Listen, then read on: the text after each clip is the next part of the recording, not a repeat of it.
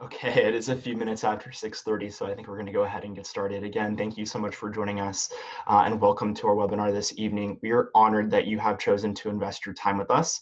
I just want to take a quick moment to recognize this unprecedented and challenging time, and CHC is truly here for every one of you. My name is Mike Navarrete, and I'm part of the Community Connections team here at CHC that conducts these webinars.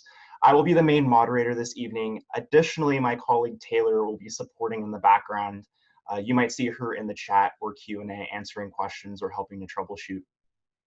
We are also streaming this session to Facebook, so thank you all who are listening on Facebook. And we will be moderating specifically through Zoom. A couple of housekeeping items. If you hover over your screen with your mouse, you'll see the chat and Q&A features. Please chat us if you have a comment or response or feedback, and please use the Q&A for all formal questions. We will make sure to save ample time to answer your questions in the last part of the session. We are also recording this webinar, so it will be available to all free of charge in our online resource library in the next week or so. Before we start our session this evening, I'd like to share a little bit about CHC. So CHC has been providing top-rated learning and mental health services to the community for almost 70 years. With the COVID-19 health crisis affecting every one of us, mental health is more important than ever before.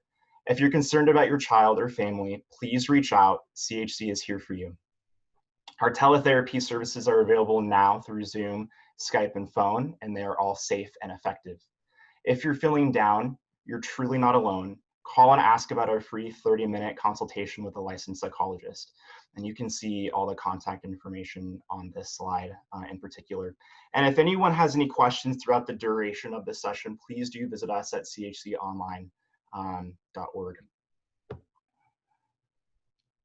So when we all received the directive to shelter in place a few months ago, we were able to pivot quickly and offer virtual services. So we are open and ready to serve you.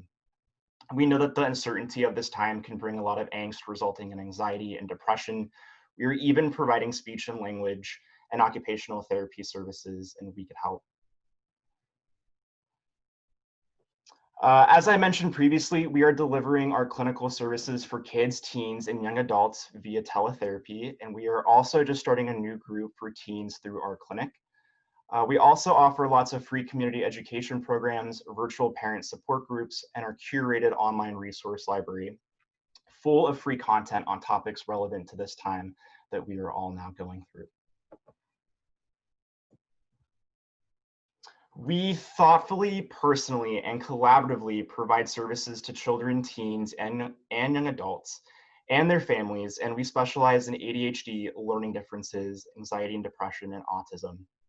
And alongside those 4 areas of expertise that we specialize in, you'll see our 4 divisions that we have and some of the services that we provide. So we are particularly attuned to and adept at how mental health, learning differences, and attention challenges can overlap and complicate one another, and the special circumstances that our kids with these challenges are facing. Please visit us online to learn more or to access our services at chconline.org. You are always welcome. Now I'd like to introduce our presenter this evening, Eva Martinez, licensed clinical social worker at CHC. Eva is dedicated to working with teenagers and their families. She has extensive experience providing both short-term and long-term individual therapy for children and teens, as well as family and group therapy.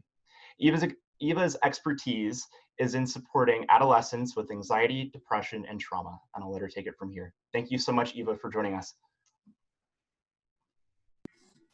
Hi, everyone. Thank you for the introduction. Let me share my screen.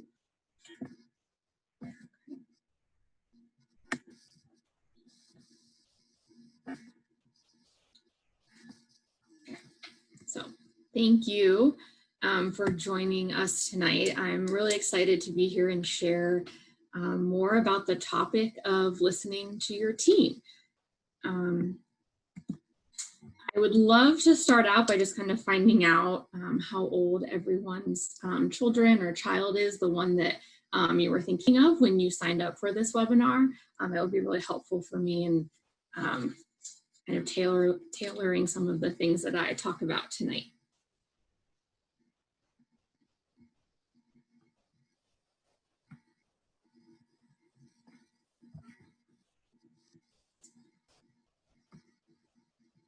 Okay, while everyone is submitting their answers, I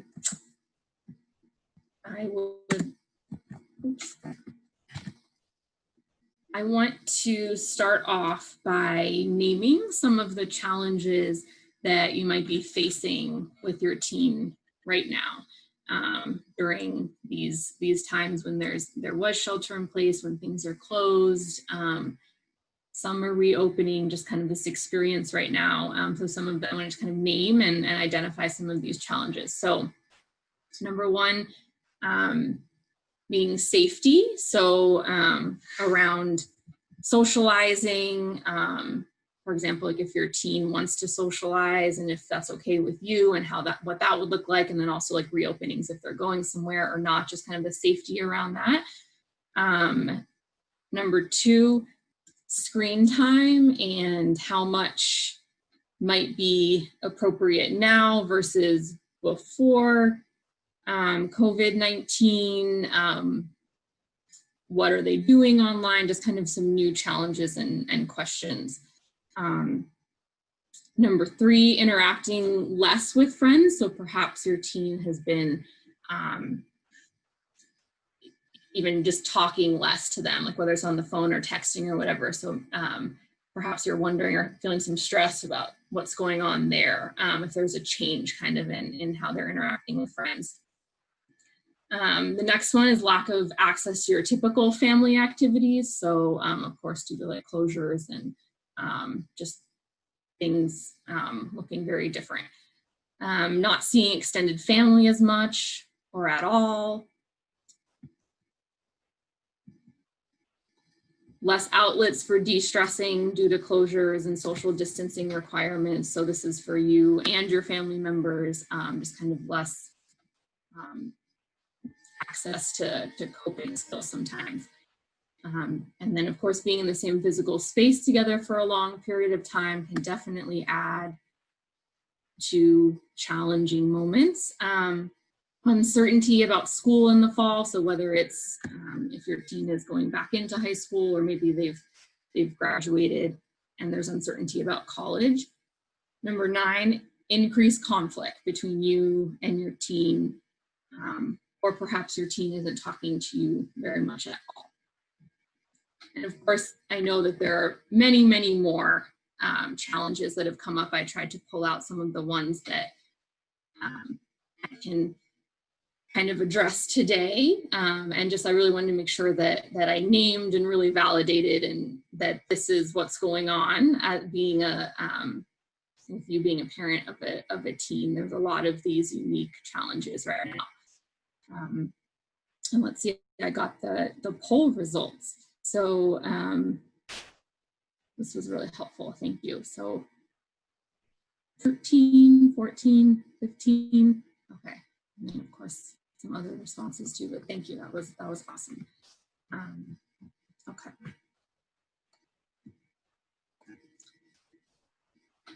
And so like I said, I know there's a ton of other challenges that you might be facing. So I'm curious about what others that you are facing with your teen. So maybe some of the top one or two that are going on for you right now.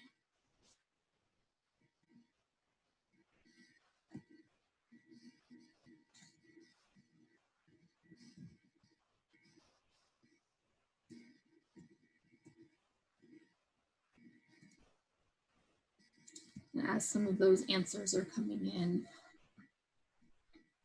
I definitely want to just reinforce that being a parent right now is really difficult.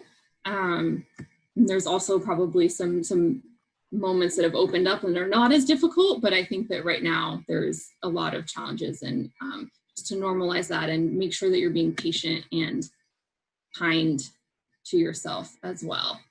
Because this is unprecedented and this does take a lot of improv and figuring things out kind of as you go. Hey, Eva, do you want to reflect on the chat real quick? Yes, and I'm Okay. trying to open it right now. No worries. So one individual wrote, this 17-year-old doesn't interact with us much. General anger with parents, not situation specific. Let's see, not wanting to leave the house seems extreme. A lack of motivation for child, inconsistent communication. One of my kids is not as cheerful as she used to be. Not getting exercise, sleep patterns are off. Being able to handle my daughter to connect with other students at the same time being safe. Not studying at all. So those are some of the few chats that we received from that question that was asked.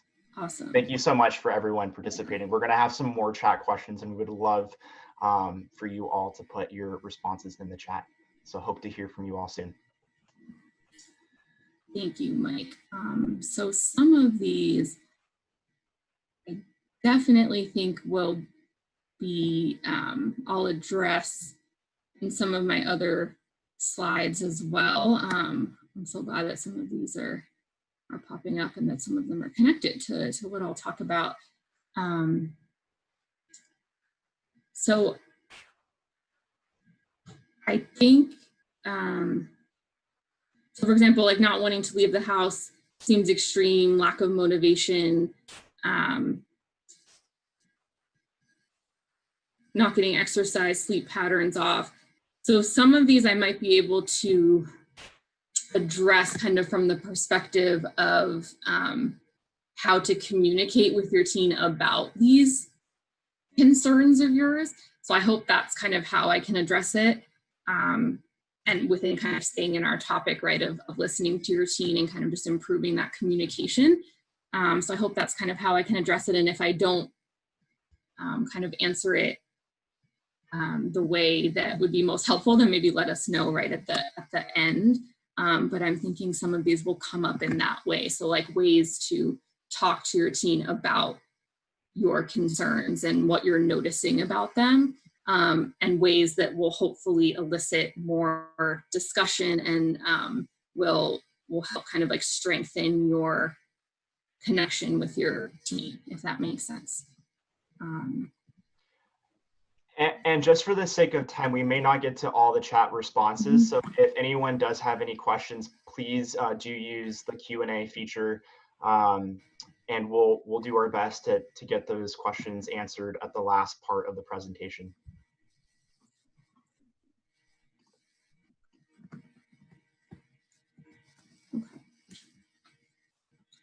And so just to kind of wrap up this slide, I think it's okay to kind of take it day by day or take it week to week right now if you are experiencing like a lot of changes and a lot of stress due to just what's going on, in addition to like kind of anything that was going on before we had to shelter in place.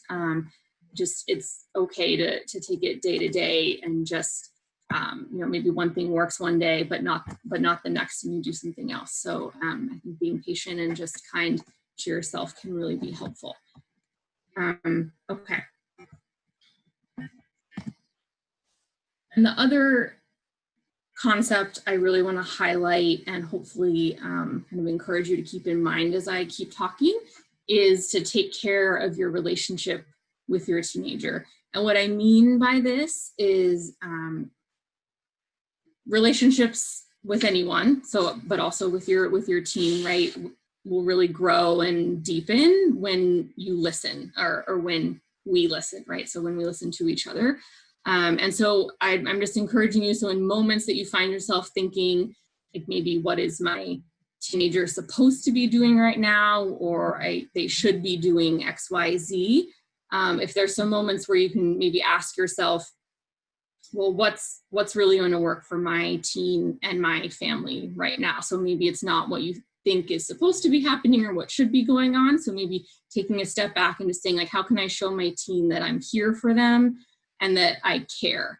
And, you know, sometimes this is not kind of like a blanket statement, right? So sometimes you will have to look into like, what are they supposed to be doing? But in other moments where you feel like you could really kind of prioritize strengthening that relationship, I'd really encourage you to do that. So especially when there is so much uncertainty and change right now, really centering your relationship, I think, is key with interactions with them.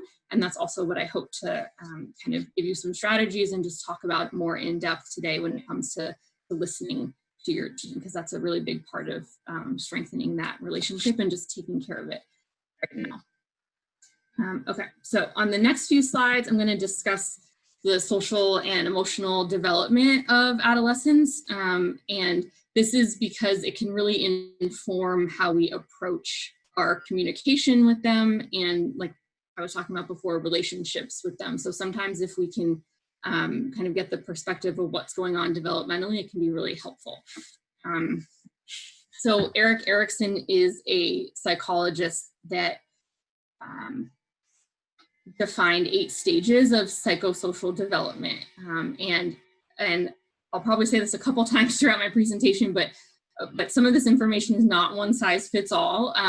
This is a really helpful foundation, though. Again, it's going to kind of depend on family to family, team to team, but this is a helpful place to start. So according to Erickson, during adolescence, the theme is identity versus role confusion. So that means like adolescents are forming a personal identity and figuring out what type of adult they want to become. So they're taking in a lot of information from everywhere. So parents, you, friends, media, school, list goes on, right? And really examining their own personal positive and negative qualities and just exploring values, priorities, ideals, beliefs. And this is really important, this time period, this phase, because it helps us gain a strong concept of who we are, a strong self-concept. And this phase or stage doesn't necessarily end at 18, right? It continues on into our 20s, and of course, kind of in some sense, probably through the lifetime, but it really takes hold kind of when we are adolescents. And by adolescent, Erickson, I think, defined that around 12 years old, it starts. And I will come back to that second bullet point. I just want to give you a visual.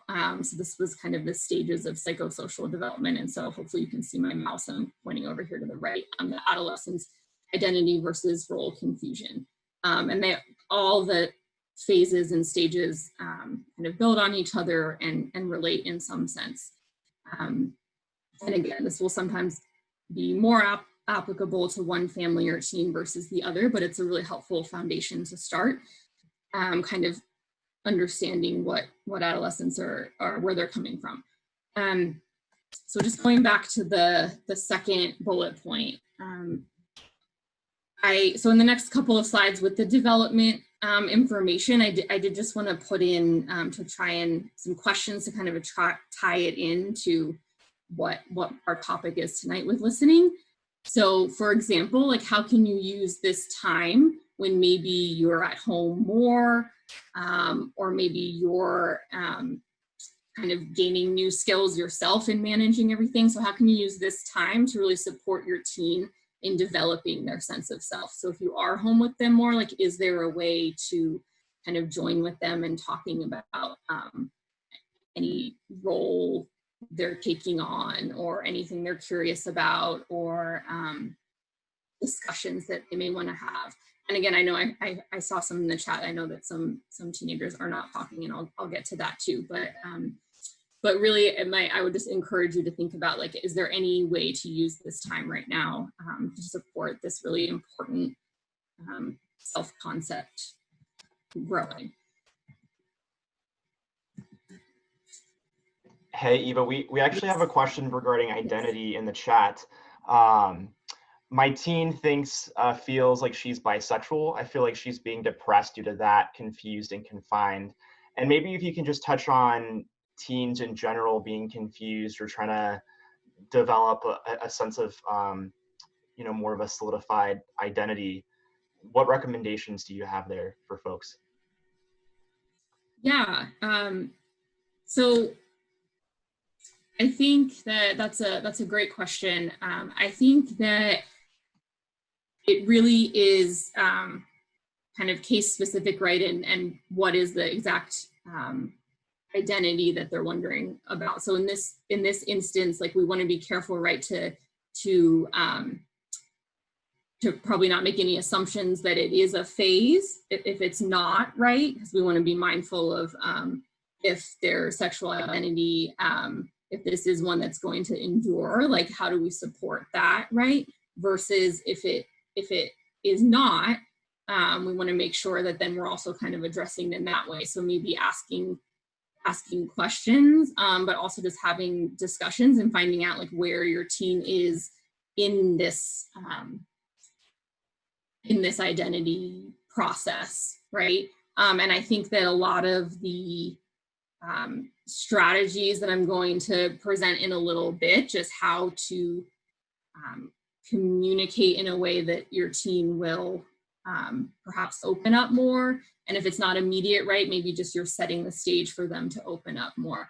But I think that really starting where your teen is and just seeing what, do they have questions, or have they done a bunch of research already, or you know, what are their feelings about sexuality, all this stuff. I think just being curious and trying to figure out with your teen kind of where they are is a helpful starting point.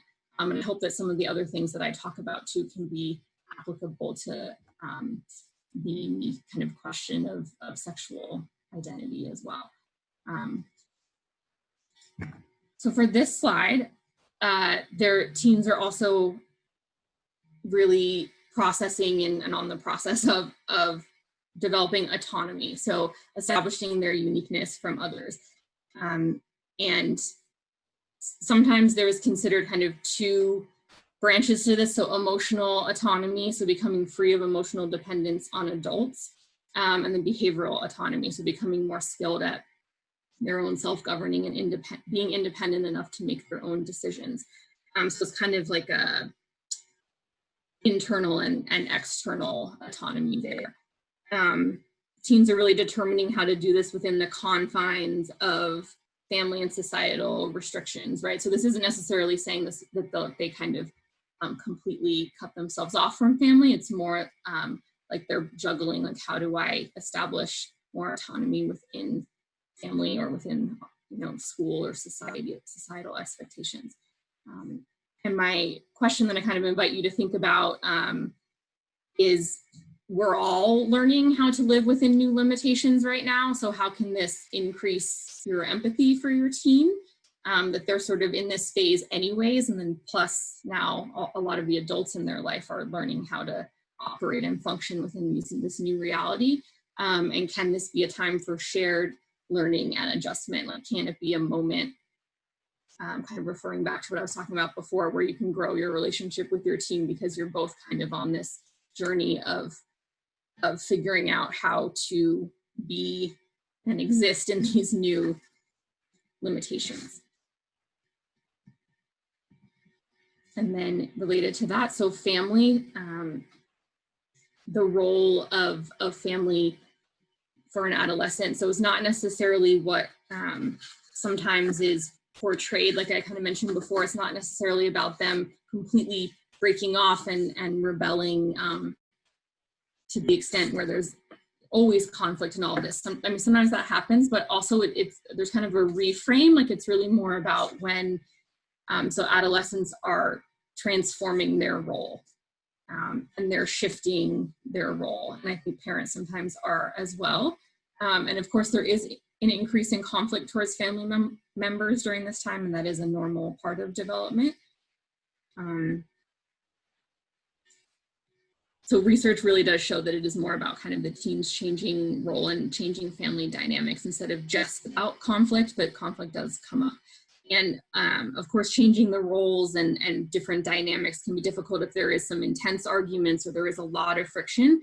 And again, I would just kind of go back to remember about taking care of your relationship with your teen. So in any moments where you are able to shift your perspective and ask yourself, okay, how, and this is kind of the second bullet point, like, how can I incorporate my teen's input, no matter how maybe intense it is? How can it be incorporated into our family's changing ground rules and roles right now during the pandemic?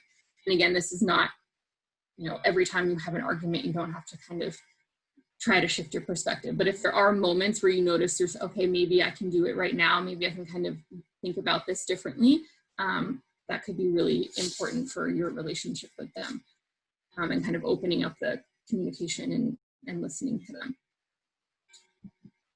And similarly, peers are really, really important. So friendships either become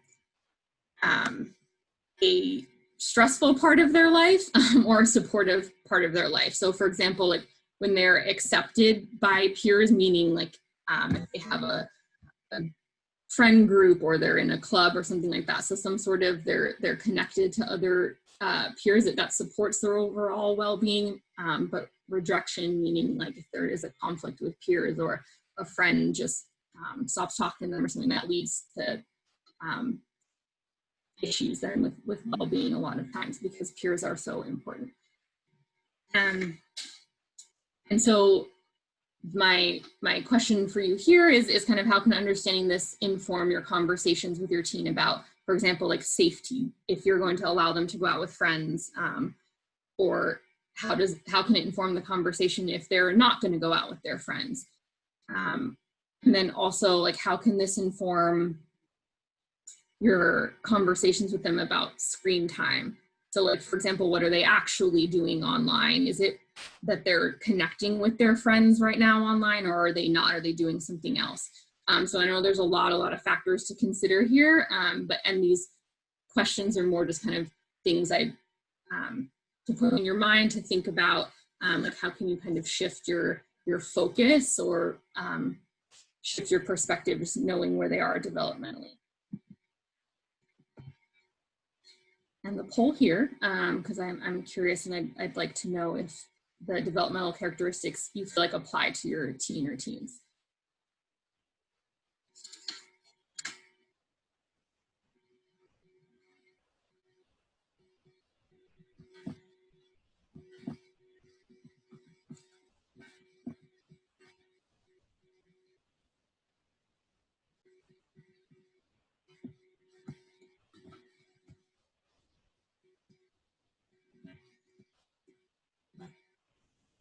Okay.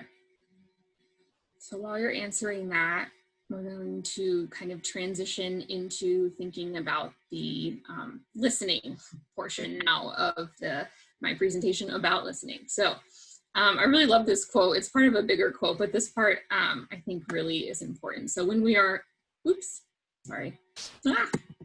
when we are listened to, it creates us, makes us unfold and expand.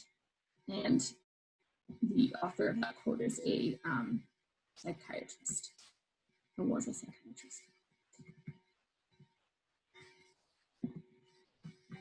Okay, well, most folks said somewhat applicable to your teen, and then yes was in second place and not at all for third place. And so yeah, I just want to kind of validate that yes, some of these developmental phases are not going to apply all the time. And so I hear that. So hopefully some of these other things can apply to you. So the next question now kind of asks you to reflect on, how do you feel when someone really listens to you? And you can write a phrase or just a couple words, one word, it's totally up to you. And then we'll kind of share these answers in a little bit.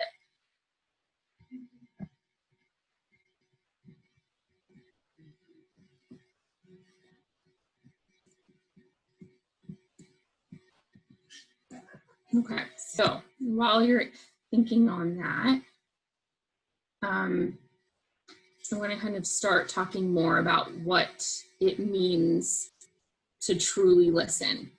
And so right before I started this presentation or started putting these slides together, I was reading a book, and there was actually a really awesome description of what listening is in this book, and I can type this up and what this book is and everything for you at the end, but this is where this quotation comes from that I really want to start with. So in real life, real listening means that taking all you know about the speaker into account, using your theory of mind, and reading between the lines. So I'm going to unpack this for you in the next couple of slides.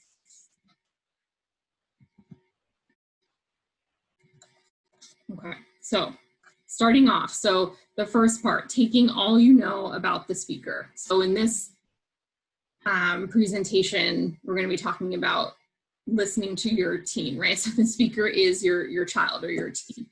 And what this means is, what do you know about your teen that can help you better understand what they are saying?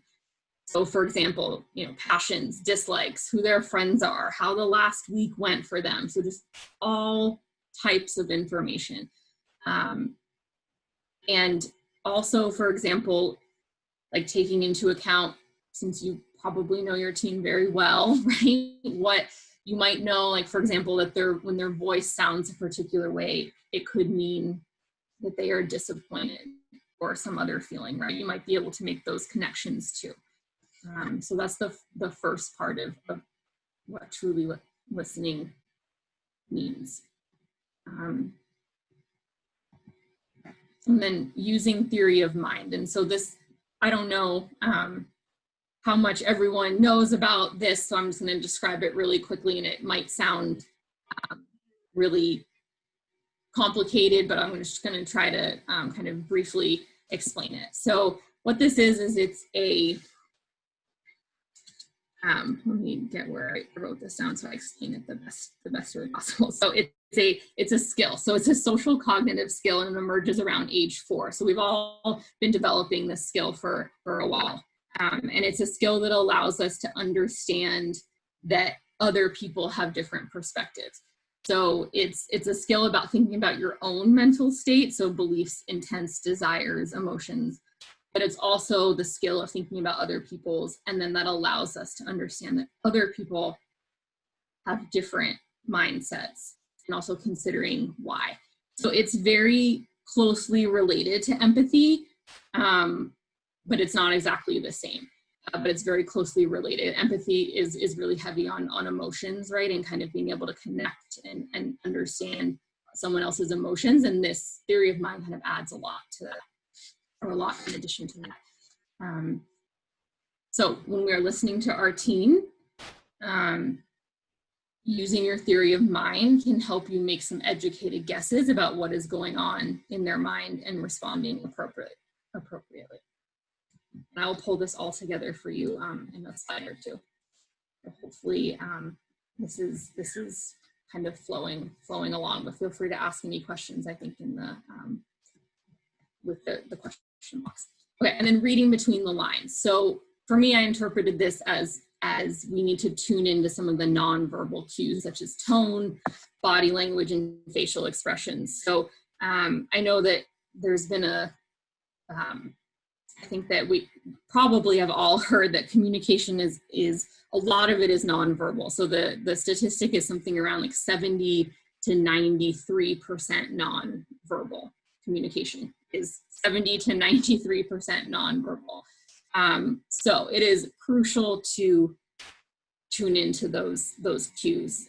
So for example, like, is your teen scrolling on their phone, or are they looking at you? Are they standing up ready to leave the room, like physically really far from you, or are they sitting turned towards you, engaged? Does their face look worried or neutral or something else? And there's obviously tons of other kind of nonverbal cues, but those are some examples. So putting all of this together, all these 3 components, so the taking what you know about the speaker, using your ability to kind of understand someone else's perspective, and then also the nonverbal cues. So putting this all together, really listening to someone is hard work, and it takes a lot of effort and a lot of practice. Of course, some people are naturally better listeners than others. However, even for someone that's naturally a really good listener, it's still not something that can be done on autopilot, right? Listening is very intentional, and we have to be present and really in the moment in order to take in all of this information, including, right, the words, and then what we see visually, what we hear vocally, and then processing it and responding in a way that the other person feels heard, or builds a stronger bond between both of you. Great. Thank you so much, Eva. Should we take a look at the those responses? Yeah. Wonderful.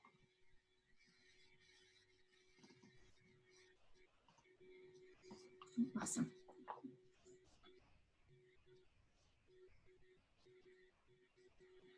Okay. Sorry, Mike, are you sharing it or am I? So I am sharing my screen. Sure. I'm sorry. Yeah. So if you want to highlight and touch on some of the responses, I think that'd be tremendous. Yeah, awesome. Okay. Important, heard, validated, respected, very safe, connected, cared for, valued, understood, not invisible, recognized, relieved, loved, supported, appreciated, that my existence, problems, and joy mean something to others, peaceful, seen, and accepted. These are awesome. This is wonderful. Thank you, everybody, for contributing. I wanted to just prompt you to answer this and think of this because, again, this is what we're going for when we're listening to our teen. When we're truly listening to them, we want them to feel all of these things because, of course, that does build that relationship and hopefully facilitates discussions you want to have, right? Or makes those easier or makes them more meaningful. And so I think this is great. So just something to really keep in mind, like all of these feelings and thoughts that you have when you feel truly listened to is what you're hoping for. You can provide and offer for your teen. Well, thank you, everybody. That was awesome. Yes, thank you so much. And I just want to touch on the words that are in bold. People responded to more than once, and then the words that are capitalized and in bold, we got quite a few responses with those particular words. So thank you again. It's really neat to see everyone's responses and how that all came together. So thank you again, Eva, for touching on that. Yeah, awesome. Thank you. And you're good to share your screen. Okay.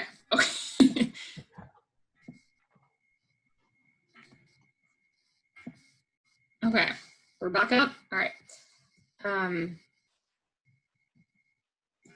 Thank you. That was really wonderful to see. And then I want to put a plug for, it really is important to turn off your screens when listening. And I know that we all kind of know this, but I know sometimes it's harder to do it, or we don't even kind of notice ourselves doing it. Like even a quick glance at the phone can really disrupt the flow of you listening to your teen, right? And then kind of disrupt perhaps their flow of feeling heard and feeling like you're really there with them.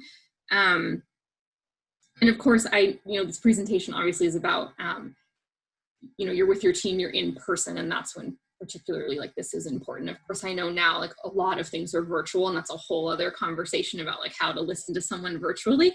But I think just I want to make sure that that just a kind of reminder that this really is key to be present and not have the screens going when you're listening to your kiddo. Okay. The next poll, kind of continuing on with thinking about how you feel, right, when someone listens to you. So then I'm curious, we can kind of switch gears. Like, what do you think your teen has primarily been feeling during shelter in place? I think there are some options there for you.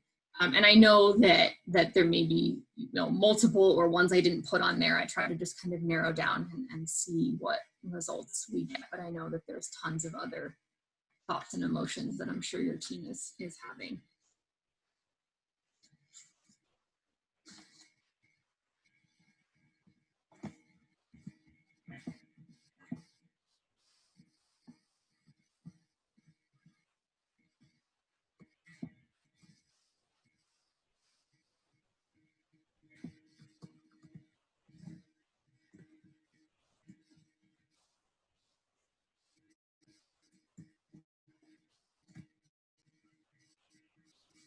I think it popped up. Okay. Let's give you a few more moments here.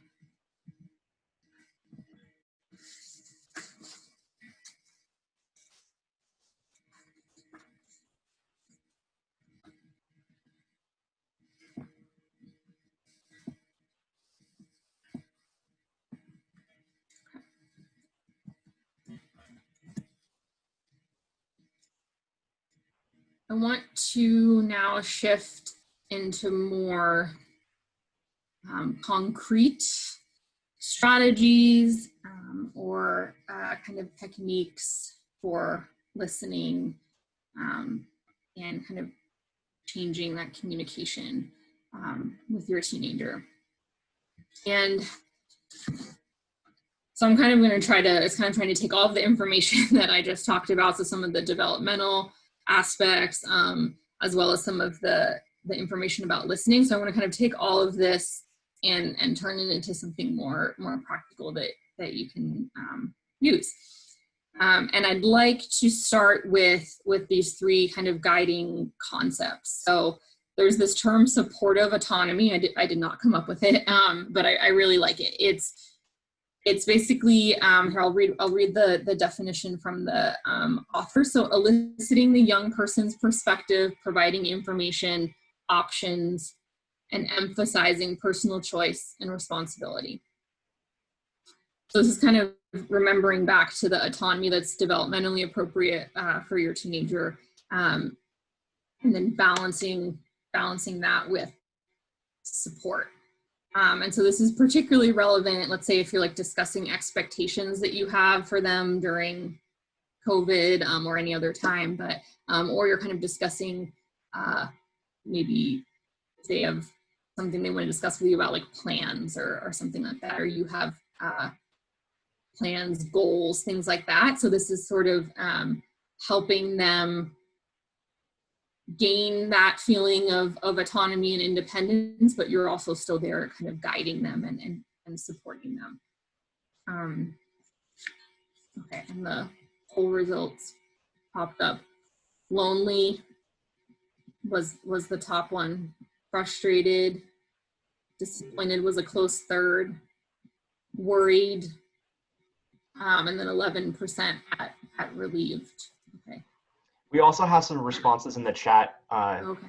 as well. So someone here wrote bored, isolated, trapped, relieved, as you had mentioned in one of the responses, stuck, bored again, depressed, annoyed, confused, worried, eager to get back to his normal activities, loneliness, disconnect, missing sports and regular physical activity. Yeah. Definitely, this all makes sense. So it sounds like more on the kind of feeling down, or more on the negative side versus like relief or something. I know I saw relief in there a little bit, but yeah, it sounds like more a lot of what I think adults are feeling too. So thank you everyone.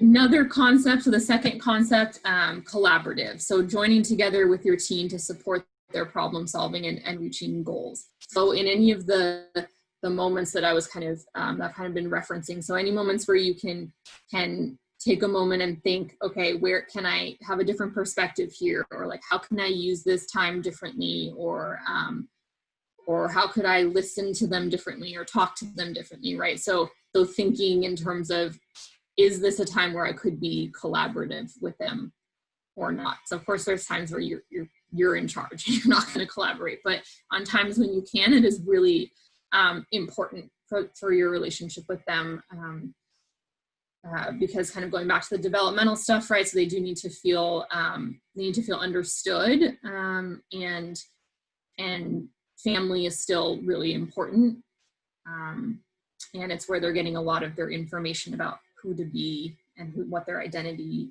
might become, and the more collaborative you can be, I think the better. And then, sorry, let me move my face on the video there was blocking this. So, and then empathy. So this is huge. So showing you understand and accept what your teen is feeling and experiencing. So empathy definitely has to kind of underlie a lot of your interactions and the listening that you're doing with your teen. Okay.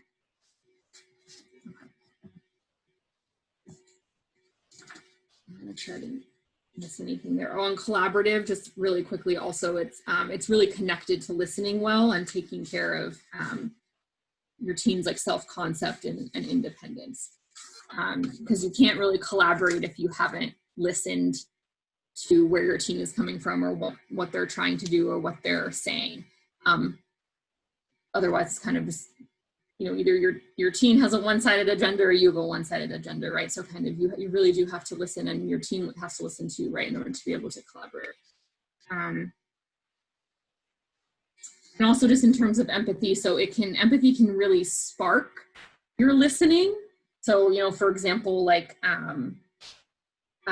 if you can, try to see where your teen is coming from, oftentimes it just lends itself to you listening more, to any of us, right? Listening more, because you want to hear what they're saying, and you really want to make sure you hear everything. And then it's also on the flip side too, empathy comes from truly listening too, because you actually are hearing their emotions, you're trying to connect with them on that level. So it's really closely connected. And then I wanted to put this next slide here is just things to avoid. And again, this is not like a blanket statement. Sometimes these things are appropriate, but I put them on an avoid slide because if you can avoid them, it's a lot more helpful, I think, in really listening. So immediately offering advice, right? So this, even if it's great advice, right? And even if your teenager like ends up following it, or it ends up being okay, what it does is it kind of takes away the time where you could have been listening more, right? Because kind of having like a quick response without kind of hearing more. It takes away that opportunity to show them that you were absorbing everything they said and taking it all in. And I know that for teens too, like advice is sometimes really tricky. Like it can sometimes just be an automatic shut off or like turn off for teens. So sometimes there's other ways, right, to share your thoughts versus kind of like framing it as you should do this, or here's what I would do, like really quickly, right after they're talking. Sometimes that can really shut them down. The next one is asking lots of questions. So again, like questions are great and they are appropriate a lot of the time, but a lot of them can really, again, kind of shut down a teen. And then especially like a teenager who wasn't really talking a lot in the first place, it seems like, oh, if I ask them questions, they'll answer me, but then they don't. So there are some, and I'll go into it soon, but there are some like different kinds of questions that could elicit more information. But sometimes it's better to just like not ask questions. Hey, Mike. Hey, everyone. Just a quick comment. If anyone has any questions at this point, we're going to take your questions in the next 10 minutes or so. So we do invite everyone to submit their questions in that Q&A portion. If you hover over your screen with your mouse, you'll see that there. And thanks again. And the last one is trying to avoid general statements instead of personalized comments. So everything will be fine, or it'll all be okay, or good job. And again, there's a time and a place where this will work. But a lot of times to show that you, so it's kind of twofold again. So like if to really listen, right, means you could come up with some great feedback and like more personalized and specific comments versus something more generalized. And then it also just like shows your child that you were tuned in and you heard what they said, and you're going to respond like in a very specific manner. So sometimes like being more specific, right, about instead of good job, right, it's like, it was great when I saw you do X, Y, Z, or like something more specific. Or, I want to tell you that everything will be fine, but I know that you don't feel that way right now, or something like that, like something more personalized to be more helpful. Okay. Cool. So on a scale of 1 to 5, how easy are conversations with your teen? I would love to hear from you on this. And I know I've heard a little bit seen a little bit in the chat and Q&A, but it'd be helpful to see here.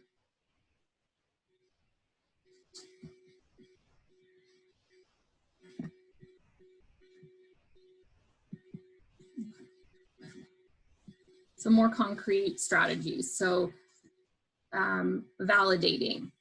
And this is kind of what I was talking, kind of the flip side of what I was just talking about. So providing affirmations of specific strengths and behaviors. So for example, like you really kept an open mind when we were talking about how to celebrate your birthday during quarantine. So something where you really zero in on something you heard, saw, felt with them, and highlighting it. And again, the validating, right, is connected to empathy, connected to kind of developmentally where they are. And of course, I mean, we all like being validated, but it is definitely important with teenagers. Or validating feelings specifically. So like, I understand you're frustrated about your internship going virtual instead of in person, or you can simply say you're feeling discouraged. Sometimes even you don't have to say anything very lengthy, like sometimes just validating the emotion that they either said or you're taking a guess, right? You can take a guess as to what they might be feeling. If your teenager doesn't talk much, this could be a place to start. Whether you're like seeing it on their face, right, or just through their behaviors. And sometimes it can spark a conversation. Reflecting, so this is repeating or paraphrasing what your teen says. So if they say, I hate being stuck at home, I want things to go back to normal, and you can reflect back, you don't want to be at home all day.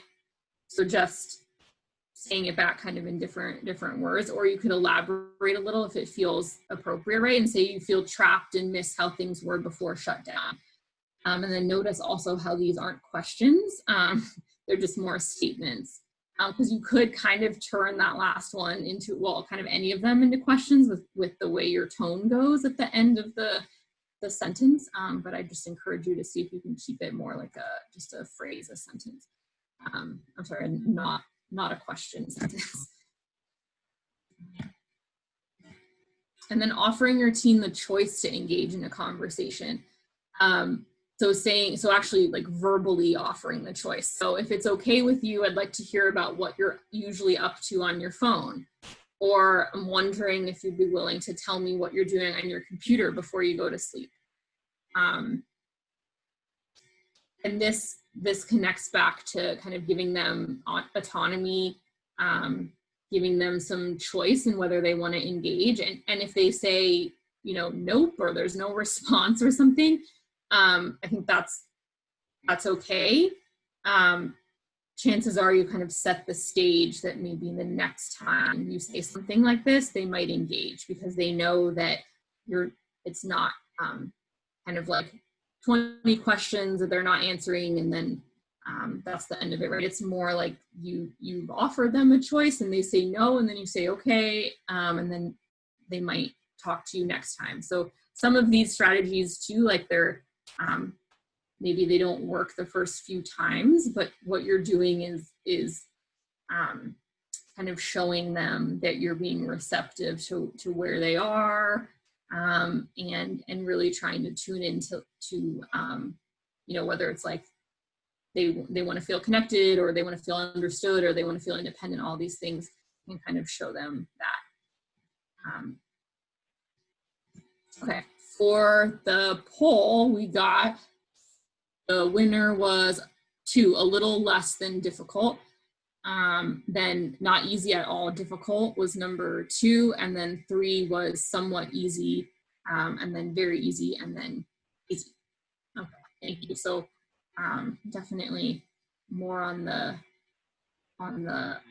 difficult side. So I hope that some of these strategies could be helpful.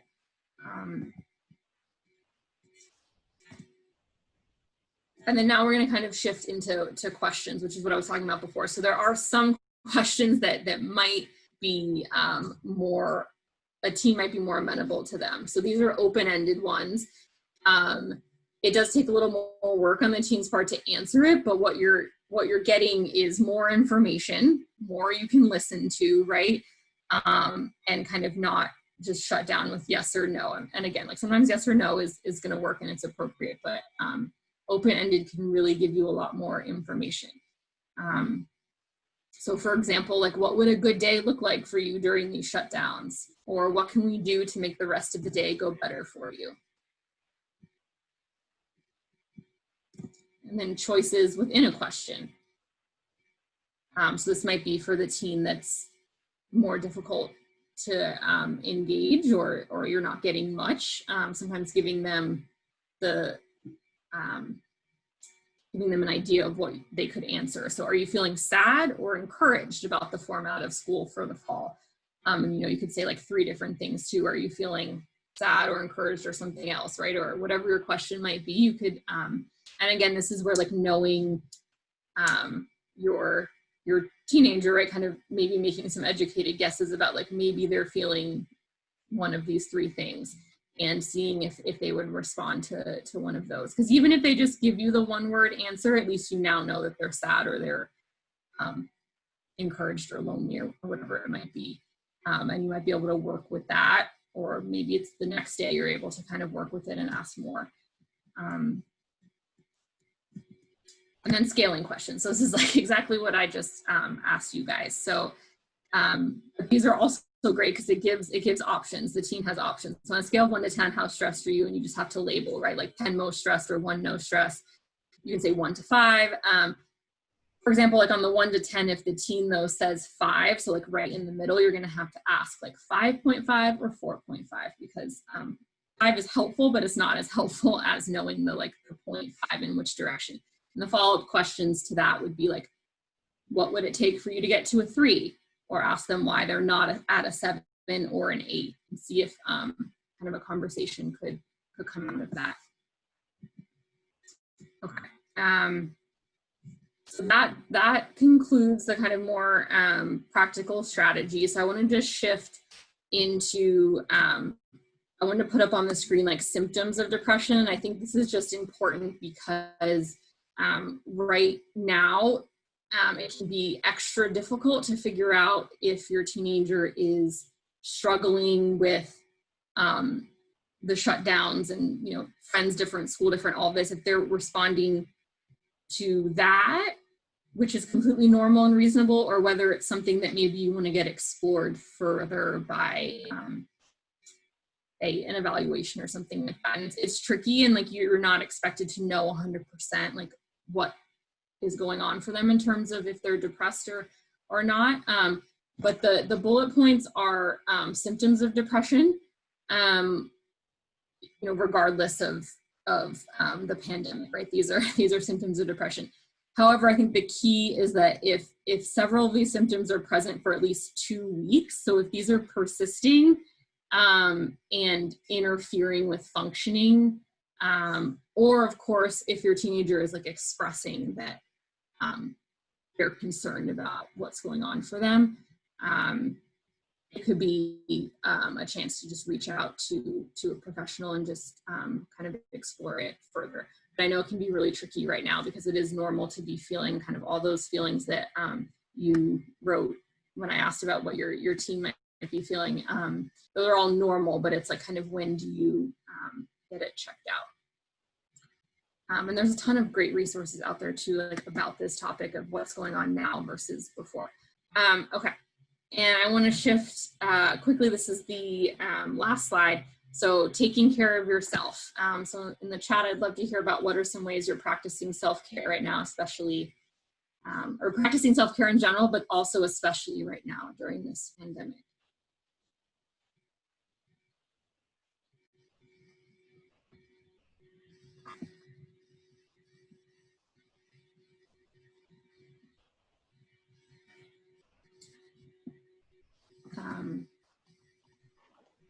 Thank you, Eva, for that last question that you posed.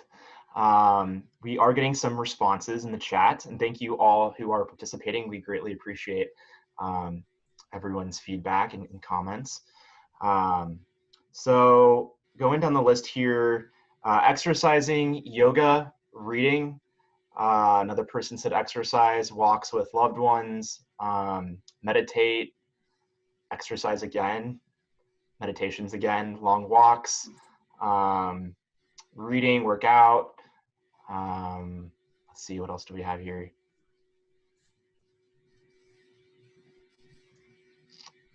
I think this is in regards to, let's see, This person wrote, escaping to a secluded and safe place with family, such scary times. Talking to friends on phone, exercising outside and cooking, reading weekly facial mask, going out for a walk, video chats with friends, watching TV. Lots of people are saying exercise. That's great. Getting some fresh air, changing clothes daily. It's very important. Reaching out to friends, staying connected. That's awesome. Thanks for reading those. I'm glad to hear so many people are getting outside and just still can find ways to cope and take care of yourself. And I think, depending on your circumstances, like self-care could be easier or it could be harder right now. And I think whatever taking care of yourself looks like today or this week, keep it up, and it may look different, right? Like the next day or the next week. Just to share a little bit about myself. Like for example, I was barely able to exercise when my daughter's daycare was shut down. But then once it reopened, I was able to exercise a little bit more, but still not like how it was right before, when I had a very set schedule and I was going into an office and things like this. So, I think just I had to remind myself, like it looks different right now. It might look different soon, might get harder or easier. So I think just keep it up, whatever you're doing right now, but also be open to, like, you may have to change it again, right? Or it may get more difficult, maybe it'll get easier. And I think I bring all of this up because, as I'm sure most of you know, that listening to your teen and really being there and present for them is going to be so much more doable if you have the energy. And again, just being patient and kind with yourself, so that, you can't listen to 100% of people in your life, right, 100% of the time, but it's just like, do you have the energy to kind of try in those moments where it would really be helpful and where you can really connect with your teen more, and just, it's all about kind of being on the lookout for those moments. But it's hard to be on the lookout for those if you're feeling really depleted and struggling. So that concludes my slides. Thank you so much for your presentation, Eva. And going off of that, what are your recommendations for folks that are having just a really hard time in taking care of themselves with just this huge transition that we're all experiencing? And I know for myself with exercising, it definitely was a huge adjustment because I was on a routine and had a schedule down, and everything just seemed like it was turned upside down more or less in the last few months. So what are your recommendations for folks that are just really struggling to even go for a walk and just do the little things? Yeah, that's a really important point and question. So if you can take it day to day and see if there is anything in this particular day that maybe you could try, right? But maybe wasn't doable yesterday or won't be doable the next day, right? So if you can take it day to day, sometimes it's easier to break it down even smaller, because I know, a lot of us had like our weekly regimens, and that just isn't doable anymore. But also, like, just if you can't do anything today, like, that's okay too. And if you can't kind of do a coping skill that maybe you were used to doing today, that's okay. Because perhaps there is something that you're doing. Maybe there is something you're doing that's helping yourself, and it just looks really different than it used to. And then, of course, there's also, like, if you feel like kind of none of what I'm saying is applicable, or that's not you, if you do feel like it'd be helpful for you to talk to someone, there is always the option, right, of talking to someone and doing telehealth, and maybe being able to sort some of that out, because I think for some people it could be, not for everyone, for some people it could be easier to do counseling because you don't have to drive anywhere. So sometimes it is easier to be able to log in on your phone, but I know that there's like childcare sometimes and all this other stuff, but that could be an option too. But I think just, I know I've said it a lot, but just being kind to yourself. And if the coping you're able to do that day is like cook breakfast, then that's great. Like that is coping. If that's what you're able to do and that's it, that's still awesome and that still counts. So in regards to coping, we do have a question about book recommendations. Do you have any book recommendations regarding coping skills? For teens or adults? I'm gonna have to think on this. But is there were you thinking, I don't know who it was, but whoever it was, were you thinking of more teens or adults that might be helpful? So this person wrote both in response to that, yeah. Okay. Can I get back to you on that? Because I think I do, but I would need to get like exact titles and everything. So is there a way, Mike, I don't know if I can get back after the presentation? So this presentation, everyone, the PowerPoint presentation and the recording will be posted to our resource library. So if you go to chconline.org, at the top, there's a resource library tab, and under there, this will be posted by next week. So we can post that with the PowerPoint presentation if that works for you, Eva. Okay, yes, I can do that. And then, just getting to the questions, because we did get a few audience questions. Again, thank you so much, everyone, for joining us and for participating. So going off this first question here that we have, both my teens say I don't listen, but I know I do. I'm really not interested in some of the things she's interested in. Example, Marvel versus DC Comics or fire-breathing dragons. Listening for 30 minutes is too long for me. How do I politely say I'm not interested? Yeah, that's a good question. Well, I'm curious if there's a way to kind of be able to shift and like insert into discussions that are more interesting perhaps to you. Like, is there any way to be more involved in some other discussions? And then it maybe won't be as of a big deal if you kind of take yourself out of the other ones that you're not interested in. The other thing is maybe just to kind of get yourself, when you feel like you've kind of hit a limit, if you are able to use any of the like validating skills, like this sounds like a really great passion of yours, or like I love how into this you are, kind of just leading with more of the strengths or positives, and then you're able to kind of transition yourself out, because there's something about that topic for your teen that is really interesting and that speaks to them. So maybe finding out what exactly that is, and then kind of being able to reflect that, right, and validate that. I hope that was helpful. Thank you, Eva. Yeah. This next question is, with my kid, every conversation starts with no. I try to encourage them to go outside or do some activities, but they are glued to the screen most of the time. Making them do any work means arguing and repetitive reminders, and then I lose my patience too. Any tips for starting a conversation that doesn't end this way? Yeah, let's see. So,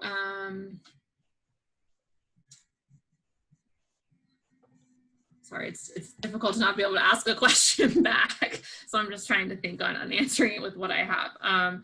Okay, so, Mike, can you read the first part really quick? Totally. So with my kid, every conversation starts with no. I try to encourage them to go outside or do some activities, but they are glued to the screen most of the time. So just making them do work and is a challenge, and it seems like there's some arguing and repetitive reminders as well. So I would be curious about what they are doing online, and if there's any way to maybe in a different moment, like in a calmer moment that's not connected to these times, if there's any way to find out like what exactly they're doing. because sometimes that can be helpful. Like, again, I think I mentioned, like, if they are, I don't know if it's like they're learning something new or they're like reading about something interesting, right? That's very different than maybe something on social media, right? Like, I don't, whatever kind of the hierarchy is, I don't know. I think it's teen to teen, family to family, but like if there's kind of trying to find out exactly what's going on, because then there's a different way to, it might elicit a different response from you and from them. Like if you find out that they're actually like doing something that's making them, I don't know if they're learning, right, or they're passionate about something, that's a little bit different. And that might actually be a way to like connect with them.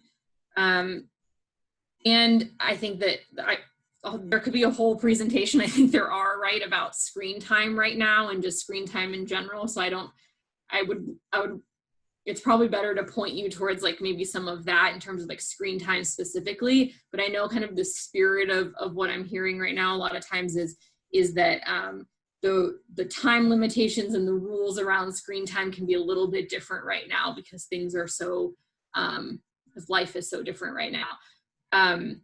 The other thing is that, you know, perhaps like if there's a way to just plant a seed now about them going outside, but they might not do it like this week or next week, but like maybe if the conversations, if there's any way to shift them and they go okay, kind of what I was mentioning before, like even if you get shut down this week and next week, like perhaps the third week they will go outside or something like that. So it's definitely kind of playing the long game sometimes with teens. And if any of the strategies that I mentioned, like if we're able to ask, like I'm thinking of the one about where you like ask permission to talk to them about it, kind of like, hey, if it's okay with you, I'm curious about, you know, if you'd be interested in going outside today or something like that. There's like a different way to frame it, to just set yourself up for, again, like maybe it'll happen in a little bit. So I hope that answered some of it. Great. So we have another question regarding talking with your teen. So this question is, I would talk to my daughter about anything. She's decided I'm on the other side of the fence, and talking to me is almost a defeat for her independence. It breaks my heart. How could I get her to talk to me about anything when she's determined to block me out? How do I break down that wall that she's built?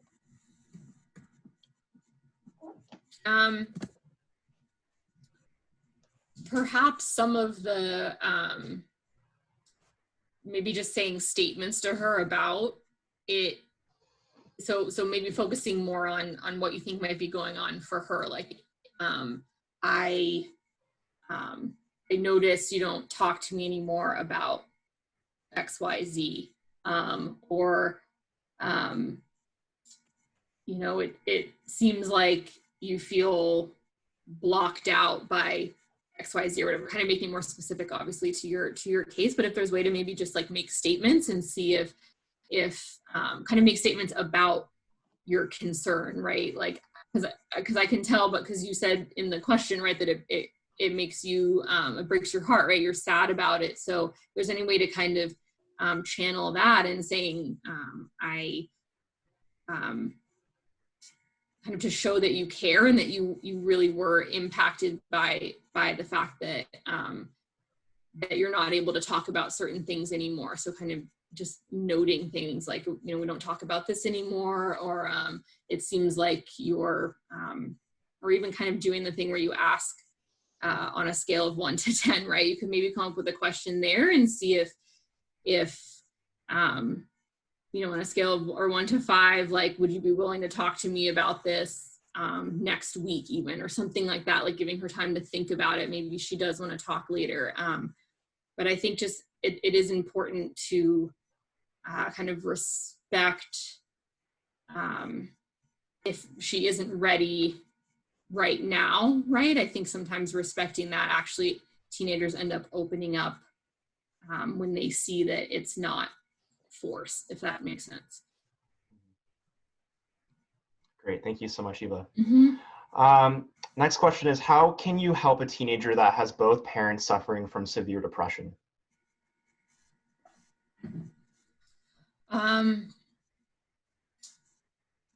Well, I could say in you know, obviously my answer is going to be a little more on the general side, and it could be helpful if,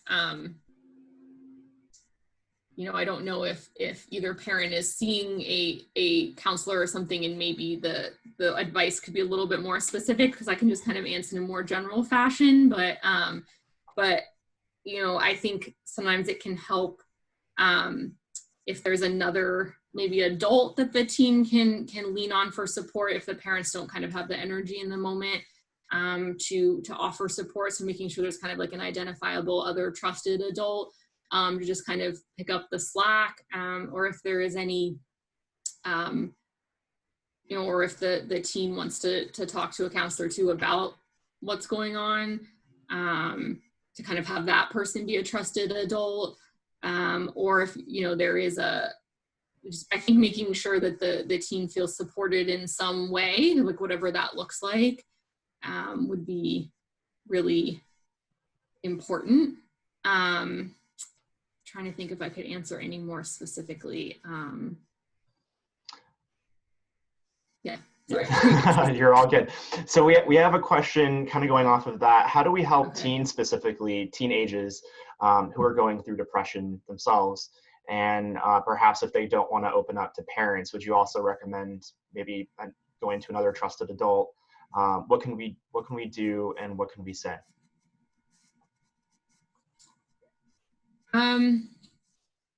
So if there is any way to find out from the teen themselves what would be helpful, I think that's excellent, right? That's a great place to start if they have some idea of what would be helpful to them. And again, I can see this question. I don't know why some of them I couldn't see, but this one I can see. So, and they don't want to open up to the parents. So it may just be a matter of trying some new maybe questions or discussion starters, seeing if there is any way to find out about what the teen needs. Because that I think is really important, like kind of starting where they are. Okay, there's more follow-up. Okay, the answer is just leave me alone. She refuses to, okay. So I know that's difficult because it seems like seeing a therapist would be helpful, right? And I think the where it can backfire is like if a teenager doesn't want to go to therapy then usually is not super helpful. Usually it's more helpful when it's voluntary, or there's some, even just a small piece of motivation to go to the therapist. So, you know, although that may seem like as adults, we may think that is most helpful, and a lot of times it is, it can sometimes backfire when a teenager doesn't want to be there. So here I would just also say, like, is there any way to find out about like other supports? Are their friends supportive and safe people, right? Or is there like some other family member, or is it just coping skills, like really helping them identify coping skills? And like maybe it's that you like write them down or something and say, like, because maybe conversation just doesn't work right now, and maybe you're writing down something like, hey, want to try any of these, right? And just they're on a list. Or you just start doing something that they could join in with you. Because perhaps if they don't want to talk, right, which is more like external and processing and stuff, maybe they can process like internal some way and some coping skill, any way to support that. And then just kind of like overall, to not necessarily just this question, but also to that slide I had about depression, like if there's any thoughts, statements, any indication of them wanting to hurt themselves, that's a whole other kind of conversation and discussion where you do need to reach out to like a crisis resource or like 911 or something like that if there's an immediate safety concern or you are concerned about that. That's where kind of you can't kind of just walk away, right, and hope that it gets better next week. Like that is something that then we need to, that's kind of a different bubble, but I just want to put that out there, that is where like we need to keep that teenager safe then. Great. I do have a question following up in regards to this topic that we're on right now with mental health and depression, because I know that there's a lot of teens out there that are going through symptoms that may have symptoms of depression. But I want to get to the last two questions that we have here. But maybe if we can go back to this at the end if we have time. When is it cause for concern when a teen or perhaps a child, a young adult, are showing signs of depression and anxiety where those signs weren't present before the pandemic? So is it a huge cause for concern when this is more frequent to perhaps seek help? So maybe if we can jump to that later. But yeah, so this next question, and I'll ask that again if we have some time at the end. But yeah, going down the list of the questions, how do you encourage or motivate a shy, slow to start 16-year-old to go outside, find some work, and interact with people? How about, well, I like that I like the awareness of a kind of slow to start, because I think just going do you say his, sorry, I don't know if I heard right, but his pace is important.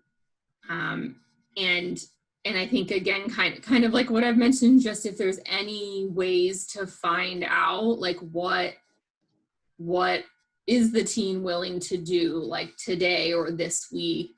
What is the teen's goal? And by goal, I mean like, and this actually might apply to a lot of the other questions too that I answered, and but I didn't really specify this, but just like if they have a goal, and that can even just be, let's say it is like to go outside, but they want to do like something very specific outside, right? That maybe we as adults like didn't think of, or we didn't identify, or that's not what we think they should be doing, right? Just to take a step back and maybe think, okay, like this is what they want to do. Like, is it, of course, if it's like safe and it's doable, like how can I support my teen in reaching this goal? And because I think sometimes, we do get concerned about like kind of what we think should be going on. And then when reality, like that your teen might have a totally different idea, but that idea is doable and it works and it's going to help them and things like that. So I think just if you can use any of the kind of listening or communicating techniques to find out more, and it's a place to start, and how can you support that and kind of be there for them. I want to scroll up and see if I can see the rest of that question, but I think trying to just join with them, with your teen on a goal, trying to kind of get on the same page can do a lot, I think, in getting they feel, right, that you're collaborative, they feel like they're on your side, that you're on their side, they feel understood.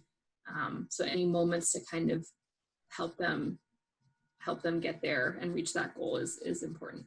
Would you like me to repeat the question? I'm sorry.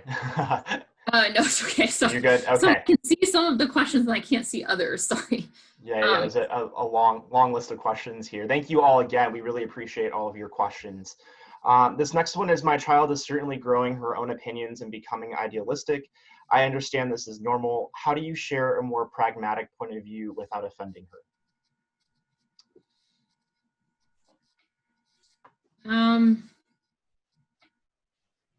Well, I would start off by making sure that your teen has felt heard and listened to initially, because I think that then that can make kind of like what comes after go a lot better. So kind of just making sure that that's taken place, that kind of like your teen's opinions and everything has, you've heard them and they know you've heard them. And also I think that it's important to note that hearing and validating and listening, right, is not the same thing as agreeing. And so so all the strategies I shared, right, are applicable even if you like strongly disagree with what your teen is saying or doing. And again, I'm not talking about like safety concerns, but just other maybe like opinions or things like that.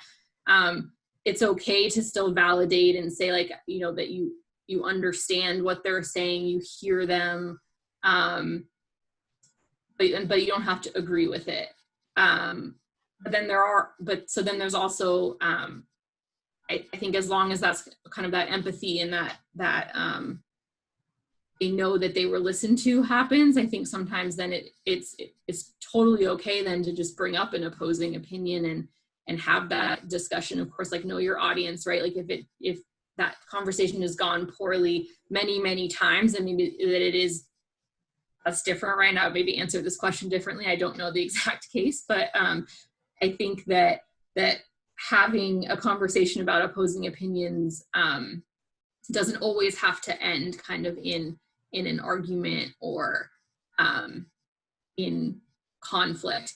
And of course, if it does, there's even ways within that, right, to just kind of think again, like, okay, my teen is currently trying on these different hats, like these different roles, having these different opinions, and trying to see from that perspective, like that might be what's going on right now. Their opinion today isn't necessarily lifelong, kind of just trying to keep in mind those like developmental processes that they're going through as well could change or kind of modify the way you talk about certain topics. Okay, so we are almost out of time here, but if we can get to 2 last questions. This one is, my son was willing to see a therapist virtually, which I set up quickly, and he wanted me to be present. We've had a few sessions that have gone nowhere. He doesn't know what to say or discuss. What can I do to help?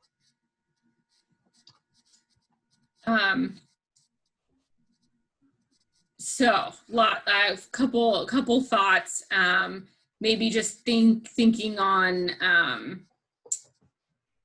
expectations and I don't know how much was discussed in the sessions, right, about expectations, but perhaps there's kind of just like things aren't aligned in terms of perhaps parent has different understanding of what was going to happen in the sessions versus the teen versus the therapist. So maybe if there's any way to clarify what everyone was expecting to have happen. And there might be more common ground than you realize, but then there might also be some differences, but starting with that common ground could be really helpful. And like, okay, well, this is what we were going to try to do by week 4. I thought we were doing that by week 2 or whatever. So I don't know if that's already happened, but that would be just kind of going back to that. Or perhaps it's a conversation between you and the parent and the teen, like about expectations too. Like you thought something was going to happen and they thought something else was going to happen. And maybe it's something that then you discuss together and then bring it to the counselor, kind of depending on what communication is like. But I think it sounds like the fact that you were both present, there's probably some common ground that can be that kind of collaboration and that joined goal there. Perhaps it needs to be defined differently or more clearly. Do you mind if we hang on just for like 2 more minutes? We do have one last question that I would love to get to, if that's okay with you. Okay. My kids, 16 and 13, have always bickered, but it's gotten far worse during shelter in place. I'm really challenged to know, track, listen to every barb that they trade to hear who started it, or whether they're building on previous arguments. Neither feels supported by me because their negative comments just move too quickly and I often miss one. I've tried the double sorry, where they each apologize, but do you have any ideas how to mediate between the 2 of them? Yeah, that sounds difficult, like you're saying, getting worse during shelter in place, which it's, everyone being in the same space and not all the kind of outlets that we usually have. I mean, it sounds like you're trying this question I can see, which is awesome. It sounds like you're trying a lot of different things. Let's see. So I'm wondering if we can even just like zoom out, if there's any like, can they physically be in different spaces more? Is there any way to facilitate that? Like just so that the kind of arguments don't happen from the get-go. But I know that might not be possible right now. So I hear that. Beyond that, I'm wondering if, is there any conversation to be had in a calm moment, not when they're fighting? So like kind of, because it sounds like you do have a pretty good idea of like the dynamics between them right now. So could you have a conversation in a calm moment, like over dinner or something or whatever, that where you talk about, hey, this is what I'm seeing, like, can we go about this differently, and kind of hold them accountable to it then when an argument does come around. But any maybe ahead of time not planning, but ahead of time conversations could do a lot here. Because my guess is like they're not having fun either, right? Like in these moments, like this isn't enjoyable. So maybe coming from there, like, hey, let's all try and have like a more enjoyable time, having them participate in new ground rules, maybe like making new shelter in place or pandemic ground rules, and any of the developmental stuff that I mentioned, if any of that applies, like maybe you can highlight that with them even, because like 13 versus 16, I think it was, right? Some different developmental stuff going on. So maybe just to even talk to them about that and see if, any empathy can be increased between them. I could think of like a million more things I could say, but I know it's already like 8:04, but I hope some of that was helpful. Thank you so much, and thank you all again who have joined us this evening and participated. Do you have any parting thoughts for us as we conclude this session? Is there one last thing that you would like all of our attendees to take away from the session? That was a great question. Like, I think that I guess something I have said a lot, but I think just trying to be as kind to yourself, but also then as any moments that you can be, either respond differently to your routines or practice that listening differently.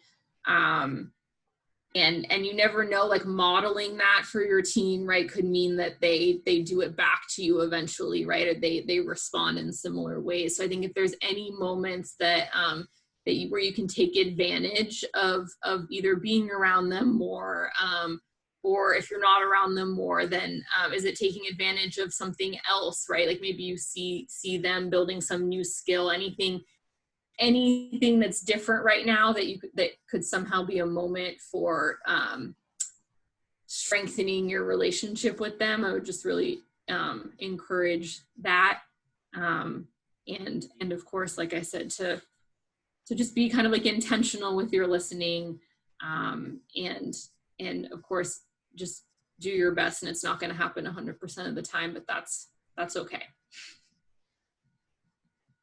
Well, thank you. This concludes our webinar, and we do have a survey.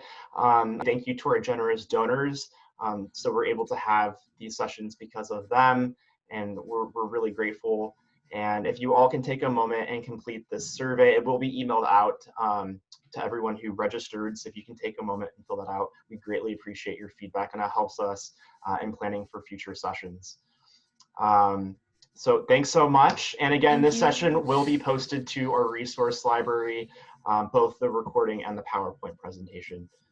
Thanks again. And we'll hang around on the chat for a couple of minutes if anyone has any feedback for us or last comments. So thanks again. Thank you, Eva, for taking your time. Thank you.